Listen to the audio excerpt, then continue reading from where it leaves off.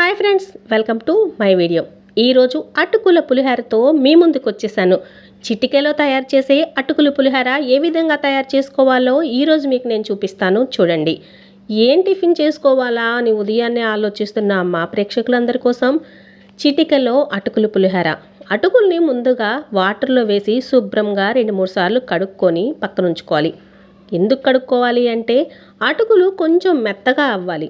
కొంచెం కడుక్కుంటే సరిపోతుందండి. దానిలో ఉన్న ఇసుక, డస్ట్ ఏదైనా ఉంటే పోవడానికి మాత్రమే. ఇంకా కాకుండా అటుకులు కొంచెం మెత్తగా ఉండాలి కాబట్టి ఈ టిఫిన్ కోసం కడుక్కొని కొంచెం ఎక్కువసేపు నానబెట్టకుండా జస్ట్ 2-3 టైమ్స్ కడుక్కొని వడపోసుకొని పక్కన ఉంచుకుంటే సరిపోతుంది. ఈ విధంగా రెడీ చేసి పక్కన ఉంచుకున్న అటుకుల్ని మనం ఒక బాండీలో ఆయిల్ వేసుకొని, పోపుకు సరిపడినంత ఆయిల్ మాత్రమే మనం వాడుకోవాలి. ఎక్కువ ఆయిల్ కూడా యూజ్ చేయాల్సిన అవసరం లేదు. చూసారు కదా, మనం పులిహోరకి ఏ విధమైన పోపు అయితే వేసుకుంటామో అదే పోపు దినుసులు, వేరుశనగ పప్పులు, శనగపప్పు, ఆవాలు, జీలకర్ర, మినపప్పు, ఎండుమిర్చి. ఇంకా ఎక్స్ట్రా ఏంటి అంటే నేను ఉల్లిపాయ యాడ్ చేస్తున్నాను. పచ్చిమిర్చి, కరివేపాకు ఎలాగో మనం నార్మల్ పులిహోరకైనా వాడుకుంటాం. ఈ ఉల్లిపాయ అనేది మన ఇష్టం, మన ఆప్షన్. కాబట్టి ఈ విధంగా పోపు వేసుకొని వేయించుకోవాలి.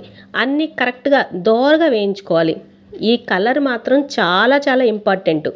ఈ కలర్ చూస్తేనే మనకి పులిహోర తినే విధంగా ఉండాలి. చూస్తున్నారు కదా, ఇవన్నీ వేసి మిక్స్ చేసుకున్న తర్వాత సరిపడినంత పసుపు వేసుకోవాలి. ఇది మా తెనాలి, గుంటూరు ఏరియా నుంచి వచ్చిన పసుపు కాబట్టి మీకు ఆ కలర్లో కనిపిస్తుంది. చాలా మంచి ఫేమస్ మా పసుపు అంటే. చూస్తున్నారు కదా, సరిపడినంత పసుపు, ఉప్పు వేసి కలుపుకొని పక్కన రెడీగా ఉంచుకున్న అటుకులను కూడా వేసుకొని కలుపుకోవాలి. ఈ మొత్తాన్ని శుభ్రంగా కలుపుకోవాలి. అంతేనండి. ఈ విధంగా కలుపుకున్న తర్వాత ఒక చిన్న పని చెయ్యాలి. అదేంటో మీకు ఈ పాటికి ఐడియా వచ్చే ఉంటుంది. ఏమీ లేదండి, ఒక లెమన్. మనకు అటుకులకి సరిపడినంత లెమన్ చూసుకొని పులుపుకి సరిపోయినంత లెమన్ పిండుకోవడమే. ఇదే ఫైనల్గా మనం చేసేది. మరి పులిహోర అంటేనే పులుపు కదండి. అందుకని ఈ పులుపుతో చివరిగా మనం రెడీ చేసుకోవడమే. అటుకుల పులిహోర రెడీ అయిపోయినట్లే. ఇంకా తినడానికి రెడీగా వేడి వేడిగా చూస్తున్నారు కదా.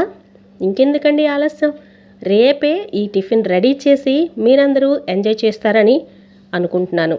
Thank you friends.